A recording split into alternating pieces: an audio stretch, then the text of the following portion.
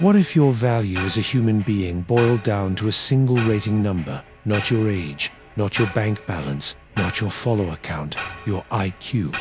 Now imagine this. The moment your score falls right on the global average bracket, you're not just judged or ignored, you're executed. No second chance, no appeal, just a cold, algorithmic death sentence for being average. This isn't science fiction. This is the logical extreme of a world that worships intelligence and fears mediocrity. In this grim alternate reality, intelligence isn't just admired, it's enforced. A one-world technocratic government rises from the ashes of chaos, claiming to solve inequality by elevating the human species. Their solution, a worldwide IQ standard. Everyone young or old is tested, and those who score below the global mean are labeled non-contributors. Their fate, immediate termination, broadcasts live as a warning to others. It's branded as progress, evolution in action, but beneath the polished speeches and scientific rhetoric lies something darker. Entire families are wiped out. Children, artists, elders, and everyday workers, gone. Overnight, the population is halved. The world watches in stunned silence as the streets empty, factories go dark, and schools lose their students. Not because of a virus or war, but because the system decided they weren't smart enough to stay alive. What begins as a quest for perfection quickly mutates into mass extermination. But while the bodies disappear, so does something else, the very soul of humanity. At first, the elite rejoiced, with billions eliminated in the name of intelligence. They believed humanity had finally trimmed the fat. No more inefficiency, no more foolishness, just a pure, unburdened society of thinkers, strategists, and problem solvers. But then, everything stopped working. Trash began piling up in the streets.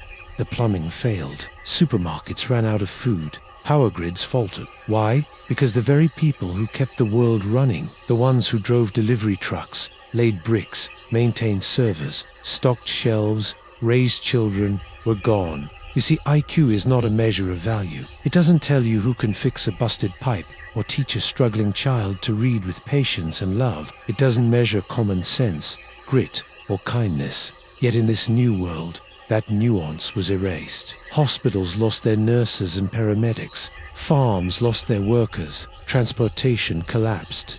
Education fell apart. Skilled tradespeople, plumbers, electricians, welders, all executed for being average. Even AI systems, which were supposed to automate everything, began failing because their human support teams, the ones who updated, debugged, and ran diagnostics, were no longer alive. The IQ elite hadn't realized that society isn't a think tank, it's a machine, and the so-called average people, they were the gears. With those gears missing, the system screeched to a halt, and the brilliant minds who orchestrated the purge, they were now trapped in gleaming towers with no electricity, no transportation, no way to get food or clean water. In just a few months, the so-called utopia of intellect turned into a wasteland of unmet needs and rising desperation. No one knew how to grow crops. No one could operate heavy machinery. No one could repair a broken engine. The few survivors who still had practical knowledge, they were hiding underground, terrified, because in this world, being useful wasn't safe. But even as systems collapsed and cities fell dark, something even more vital was dying. The human connection itself. When the purge began, intelligence became the currency of survival. But in elevating IQ above all else, the world made a fatal mistake. It murdered empathy. The people left behind, the genius class, were logical, analytical, efficient, and emotionally vacant.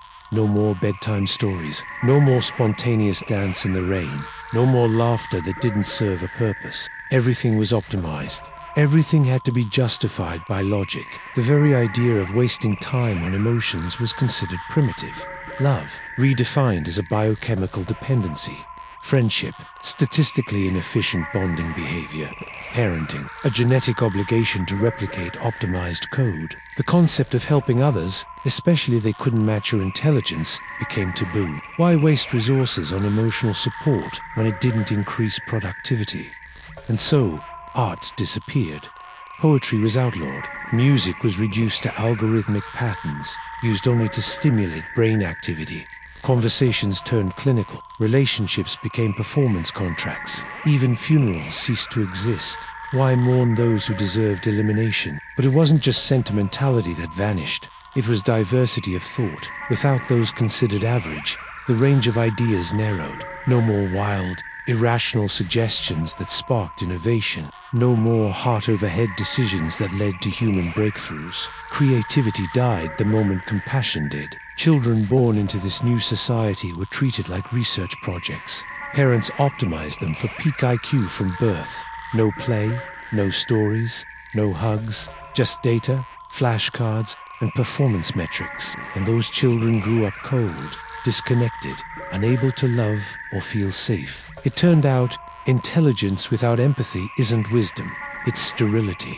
The world began to feel inhuman, like a laboratory experiment left running far too long. And the irony, some of the most intelligent minds left alive began to crack under the very pressure they helped create. They had designed a world without emotion, and now they couldn't cope with its silence. An epidemic of psychosis swept through the remaining elite, not because they were stupid, but because they were alone. Brilliant, yes, but deeply, hauntingly alone. And as the last fragments of human connection flickered out, the world stumbled into a new crisis, one rooted not in emotion, but in genetics. In their crusade to eliminate the less intelligent, the architects of this world forgot a brutal truth of biology.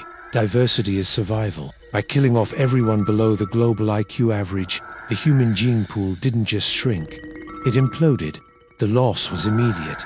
Billions of genetic lines wiped out overnight, carriers of rare immunities gone, unique neurological combinations erased, cultural and linguistic variety flattened into one sterile dialect spoken by the remaining intellectual class. What remained was a dangerously narrow sliver of humanity, a population selected not for adaptability, not for creativity, not even for kindness, but for a singular trait, raw analytical intelligence. And when you filter a species like that, something terrifying happens. The mutation rate drops, the ability to evolve vanishes, even reproduction becomes problematic. You see, many of the remaining people weren't naturally well-rounded individuals. They were geniuses with genetic quirks, often socially detached, having difficulty managing or controlling emotional responses, biologically fragile. Traits that were once balanced out by diversity were now magnified generation after generation. Birth rates plummeted, fertility declined.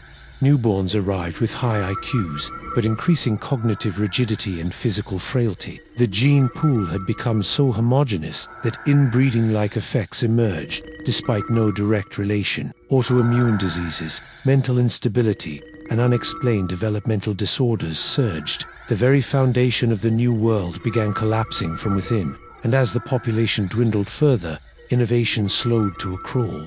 Because real breakthroughs, those game-changing out-of-the-box ideas, almost never come from the smartest person in the room. They come from the unexpected thinker, the artist, the tinkerer, the dropout who sees what others don't. But in this world, they were all purged. What remained were echoes of genius, circling the same old ideas with no new perspective to challenge or evolve them. An entire civilization trapped in a loop of perfection, stagnant, sterile, and slowly dying. Even artificial intelligence, once relied upon as a solution, began to fail. It had been trained on a rich, diverse world, filled with human unpredictability, but now fed only the sterile data of the elite.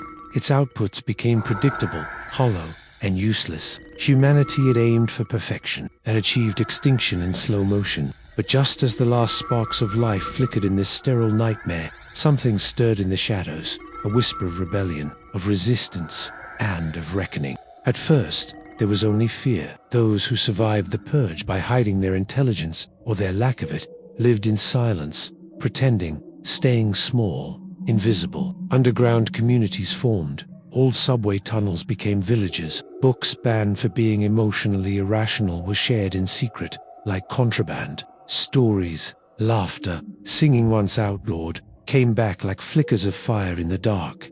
And then came the resistance. It didn't start with armies. It started with questions. A former cognitive psychologist, one of the few elites who had grown disillusioned, broadcast a single sentence across hijacked communication towers. If intelligence is our God, who decide what qualifies as divine, it was enough. Across the sterilized cities, suppressed emotions crack through the glass ceilings of intellect. Some elites, plagued by insomnia and guilt, began to question everything. Whispers turned to debates, debates to unrest. And from within the underground, a dangerous truth emerged. Was the original IQ cut off? It was rigged. The global average had been deliberately inflated by the regime to ensure maximum elimination. It wasn't about improving humanity. It was about control, about shrinking the population until it could be perfectly managed, predicted, and programmed. A mass manipulation dressed in the robes of science. When this truth surfaced, the remaining population split. One side clung harder to the system, doubling down on logic, denying emotion, refusing to admit error. The other side, now called the humanists, fought to restore complexity. Not chaos, but complexity. A world where art and emotion weren't defects, where people didn't have to prove their right to live by passing a single test. The ethical floodgates burst open. What is intelligence, really? Is it numbers on a test, or is it the ability to empathize, to imagine, to connect? Philosophers, rogue AI engineers, and hidden teachers debated in secret think tanks. Even some children of the elite began defecting, unable to bear the emotional void they'd been raised in. But the regime didn't go quietly. Drones hunted the rebels, surveillance tightened, false broadcasts declared the resistance irrational threats to progress. And yet, something had changed. The sterile silence was broken. The purge had created cracks, and through those cracks, life was seeping back in. The rebellion wasn't just about survival anymore. It was about meaning. And for the first time in a long time, humanity wasn't just asking how to live, but why to live. But by then, it may have already been too late. Because even as minds awakened, the species was nearing collapse, not from war or famine, but from emptiness. The rebellion grew, but the damage had already been done. Humanity had crossed a line it couldn't uncross, a point of no return where the greatest minds had removed too many variables, until what was left could no longer sustain life. Birth rates had dropped to catastrophic lows.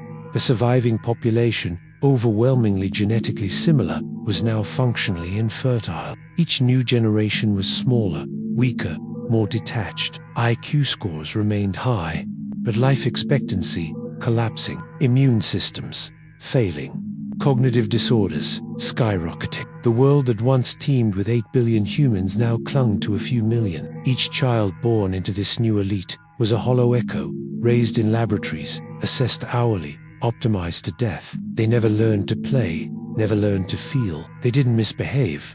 They didn't ask why. They didn't ask anything. By purging the unpredictable, humanity had killed off its soul. The planet was quieter than it had ever been.